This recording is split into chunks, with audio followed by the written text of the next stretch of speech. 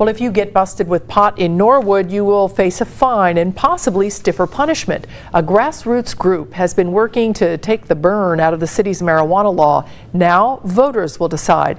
Angela Ingram joins us with how the proposed change to the law would work. Angela?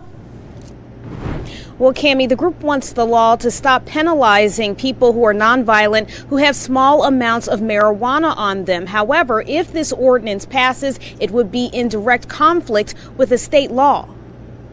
We've probably handed out a couple thousand of these. Amy Wolfinbarger has been hard at work for 2 years trying to get Norwood's marijuana ordinance changed. Members of a group called Sensible Norwood got enough signatures to get the issue on the ballot in November. And essentially it will remove fines for cannabis possession 200 grams or less. If it passes, cannabis possession of less than 200 grams in Norwood would carry no fine and no jail time. Personally, I feel that it should be decriminalized, especially in today's climate, because legalization is sweeping the nation, and it really is no longer appropriate that you're basically punished for cannabis based on your zip code.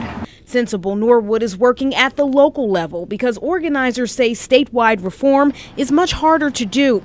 But if it does pass, the ordinance will be in direct conflict with state law, which presents some challenges for police.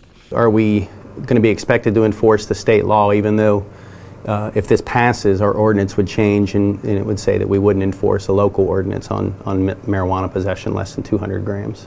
And if it passes, the potential ordinance could change how officers do traffic stops. If you pull somebody over suspected of DUI and it ends up being marijuana based, does it change the way we do business there again? If they hand us the amount that would be less than 200 grams, or they admit to that immediately, are we allowed to take any enforcement action?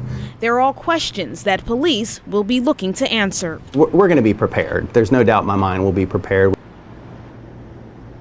And Sensible Norwood tried to get the issue on the ballot in 2016. They were unsuccessful at that point. And at that point, they were also targeting some felony level charges as well. There have been some changes subsequently at the state level that have allowed them to get it on the ballot this time. Reporting live tonight in Norwood, Angela Ingram, Local 12 News. Cammie, back to you. All right, Angela, thank you. Right now in Norwood, it's a $170 fine for possessing less than 100 grams of pot.